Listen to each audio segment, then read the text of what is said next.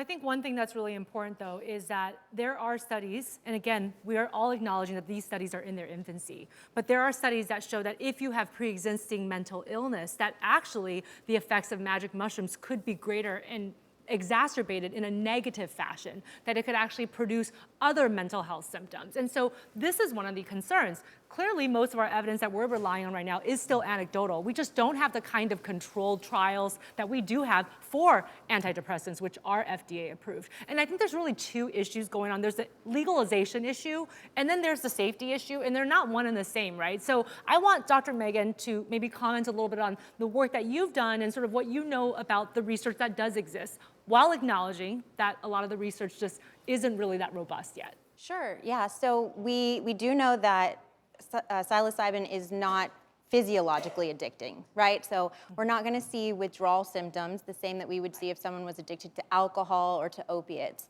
But to call it safe or to say that it's just absolutely not addictive is a far cry from the actual truth. And while no one's here to debate your personal experience, I think allowing it to be decriminalized for the country definitely puts this at risk. As you said, you know, if somebody has a predisposition toward a mental health disorder, and that just means it runs in your genes, it runs in your family, you can have absolutely zero symptoms and have one dose of psilocybin and you can experience hallucinations, so hearing voices, seeing things that don't go away. You can basically onset schizophrenia, which is a lifelong disease, doesn't go away. And you know, we also need to be careful when members of the pharmaceutical community are telling us that something is safe or that something needs to be legalized. You know, it wasn't too long ago that we heard OxyContin is safe, it's non-addictive. And you know, we're in the midst of an opioid crisis today where people are dying every day, and part of that is because of those kinds of statements. So we need to be really careful, and the research needs to be far advanced before we talk about decriminalizing. And I must add that recently the FDA approved the use of psilocybin for a drug trial on treatment-resistant depression. The FDA designates a drug as breakthrough therapy if preliminary clinical evidence shows that it may demonstrate substantial improvement over available therapies. And I think there is a lot more to be written in this story.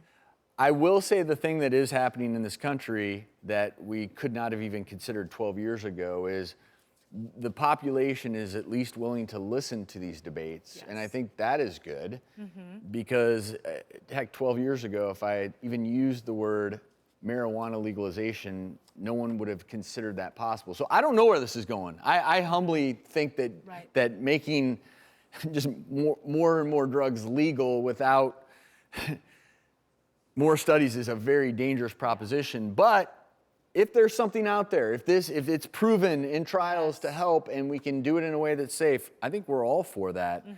Certainly a slippery slope, and I thank you all so very much for offering your unique perspectives and certainly very knowledgeable. Agreed. And I think one last comment I would like to make, and this is for anyone out there, one of the biggest issues with the use of what we call illicit drugs is that if you're out there getting them from the street or whoever you're getting them from, you have absolutely no idea what you're getting. And that's one of the biggest things that, back to your question about the ER, a lot of times people will say they've taken one thing, or a friend will say, oh my gosh, I don't know, he had this bag and he thought it was MDMA or psilocybin or what have you. And the truth is, you never really know.